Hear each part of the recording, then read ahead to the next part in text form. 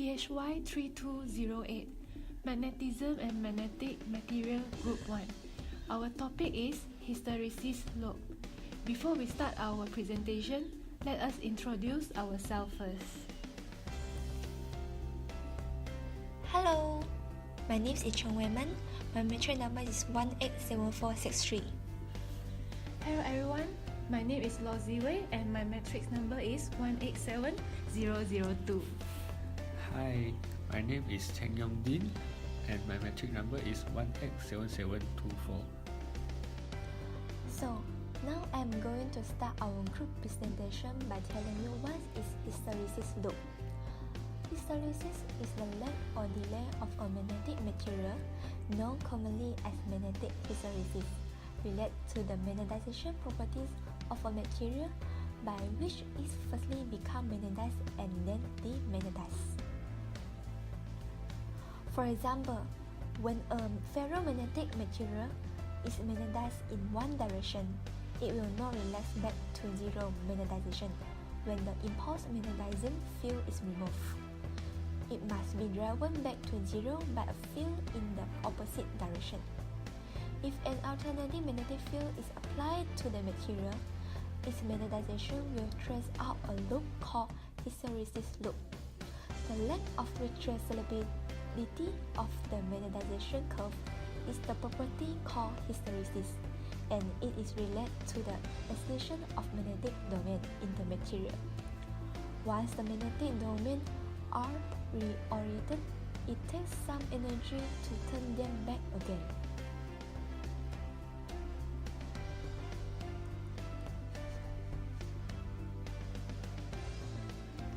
So, this property of ferromagnetic materials is useful as a magnetic memory. Some composition of ferromagnetic materials will retain an impulsive magnetization infinity and are useful as permanent magnet.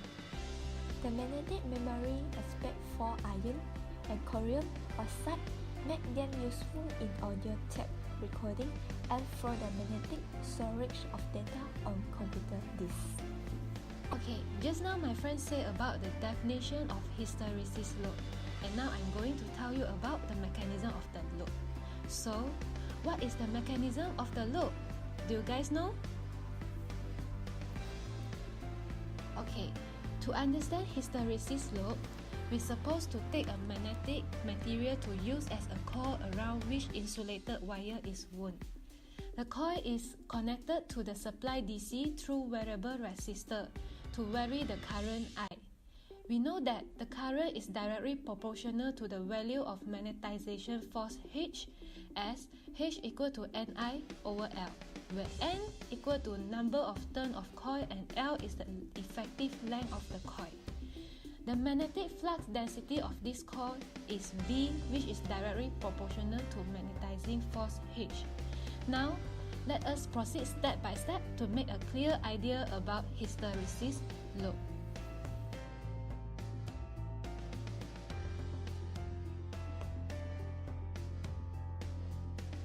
Okay, how do we get the hysteresis loop? Step 1. When the supply current I, which is equal to 0, so there is no extension of flux density B and magnetizing force H. The corresponding is O, which is I mark that the circle O in the graph above. So the graph above of the O is when the supply current is I equals 0. Then, step 2. When the current is increased from 0 value to a certain value, which is the path that I shown above, magnetizing force H and flux density B both are set up and increased following the path O to A. The path O to A that I show from of the pink color arrow is the current increase from 0 to a certain value. Then, we proceed to step 3. For a certain value of current, flux density B become maximum, B max. magnetic saturation. The point indicates the magnetic saturation or maximum flux density of this core material. Then, all elements of core material get aligned perfectly. Hence, H max is marked as H axis, so no change of value B with further increment of H occur beyond point A. Then we proceed to step 4. When the value of current decreases from its value of the magnetic flux saturation, the circle is show that the saturation part. Okay, then the H is decreased along the decrement of B, not following the previous path, rather following the curve A to B. The pink color arrow shows the path of the decrement from A to B. Now, we would like to go to the further step 5. The point B indicates H equal to 0 for I equal to 0 with certain value of B. This lagging of BBIH is called hysteresis. The point P that I marked explains that after removing of magnetizing force H, magnetism property with little value remain in this magnetic material and is known as residual magnetism Br. Here, O to B is the value of residual flux density due to resistivity of the material. Now, we would like to proceed to step 6. If the direction of the current I is reversed, the direction of H also get reversed. The increment of H in reverse direction following path B to C decreases the value of residual magnetism Br that gets 0 at point C with certain negative value of H. This negative value of H is called coercive force Hc. Then step 7. H is increased more in negative direction further and B get reverses following path C to D. At the point D, again, magnetic saturation takes place but in opposite direction. That I show that is point D. With respect to previous case, at point D, B and H get maximum value in reverse direction. For example, negative Bm and negative Hm. Then we'll proceed to step 8. If we decrease the value of H in this direction, again, B decrease following the path D, E. The pink color arrow shows the path D to E. At the point E, that show that H get 0 value but B is with finite value. The point E stands for residual magnetization negative Br of the magnetic core material in opposite direction with respect to previous case. Then, step 9. The point that I pointed is F. If the direction of H again reversed by reversing the current I, then residual magnetism or residual flux density negative Br again decrease and get 0 at the point F that I mark, following the path E to F. Again, further increment of H, the value of B increases from 0 to its maximum value or saturation level at point A following path F to A that I mark. Therefore, the path A to B to C to D back to E, F and back to A form a hysteresis loop.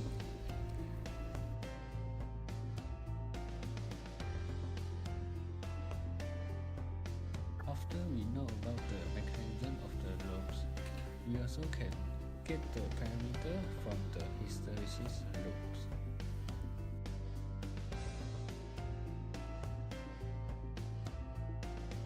From the hysteresis law, there are some parameters that we can get. The first one is retentivity and or remanence. The second one is residual magnetism or residual flux. And the third one is coercivity. The next one is permeability and reluctance. And the last one is saturation magnetization. Okay, now I want to explain about the retentivity or remanence.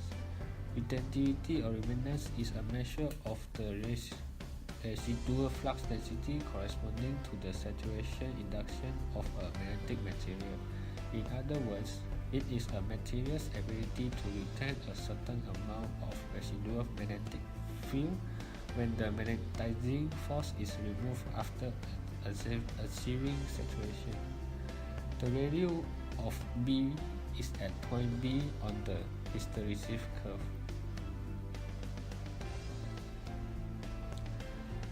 When the field is reduced to zero after magnetizing a magnetic material, the remaining magnetic induction is called the remanence induction BR, and the remaining magnetization is called remanent magnetization MR.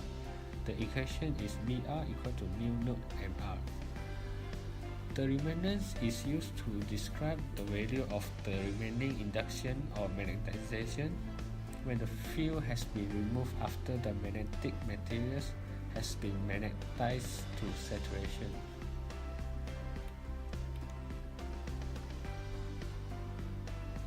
After that, the residual magnetism or residual flux is the magnetic flux density that remains in a material when the magnetizing force is zero.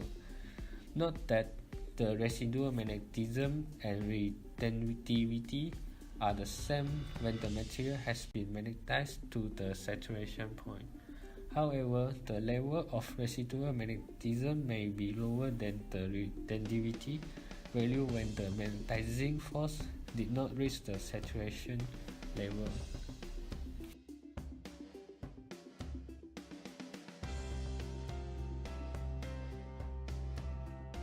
The next one is coercivity.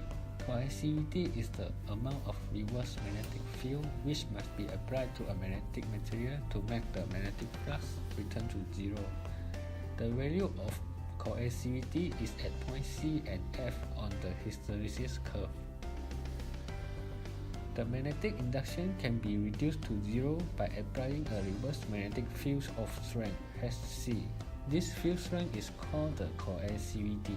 It is strongly dependent on the condition of the sample, being affected by such factors as heat treatment or deformation. The intrinsic coercivity Hci is defined as the field strength which the magnetization M is reduced to zero. In soft magnetic material, Hc and Hci are so close in value. In hard magnetic material, there is a clear difference, Hci always being larger than Hc.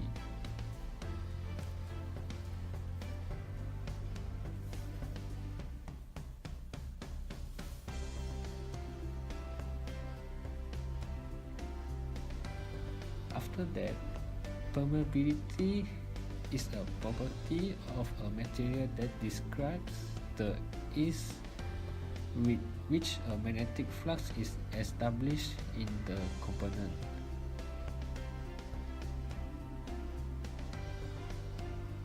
Then the reluctance is the opposition that a ferromagnetic material shows to the establishment of a magnetic field. Reluctance is analogous to the resistance in an electrical circuit. The last one is saturation magnetization. Saturation magnetization is the point at which the overall magnetization of a material can no longer be increased, as all the magnetization is pointing utterly in a direction. The saturation point, that is the magnetic of the maximum possible magnetization of a sample with the value of MR at a point A and D in the hysteresis curve. In other situations, from the hysteresis, the ferromagnet is in its initial state is not magnetized. Apply the field H causes the magnetic induction to increase in the field direction. If H increases, the magnetization eventually reaches the saturation at a value Ms.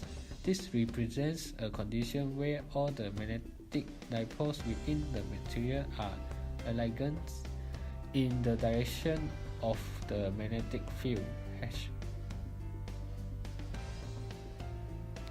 The saturation magnetization is dependent only on the magnetic of the atomic magnetic moments M and the number of atoms per unit volume N. The equation which is Ms equal to Nm. Ms depends on the materials present in a specimen. It is not structure sensitive.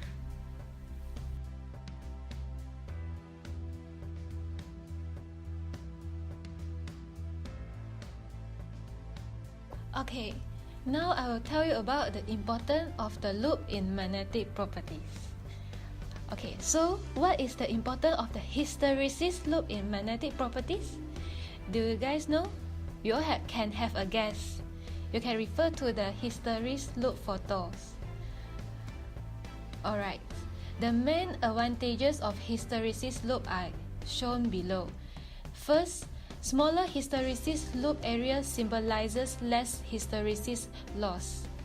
The second one, hysteresis loop provides the value of retentivity and coercitivity of a material. Thus, the way to choose perfect material to make permanent magnet core of machine become more easy. Okay, and the third one, from BH graph, residual magnetism can be determined and thus choosing of material for electron magnet is easy. Okay, hysteresis loops are very important in the construction of several electrical devices that are subject to rapid magnetism reversals or require memory storage. Soft magnet material, that is those with small and narrower hysteresis area shown in the picture above, and their rapid magnetism reversal are useful in electrical machinery that require minimal energy dissipation. Transformers and cores found in electric motors benefit from this type of materials as there is less energy wasted in the form of heat. Hard magnetic materials, that is loops with larger areas, which shown in the photos below also, has much higher retentivity and coercitivity. This results in high remanence magnetization useful in permanent magnets where demagnetization is difficult to achieve. Hard magnetic materials are also useful in memory devices such as audio recording, computer disk drive, and credit cards. The high coercitivity found in this material ensure that memory is not easily erased.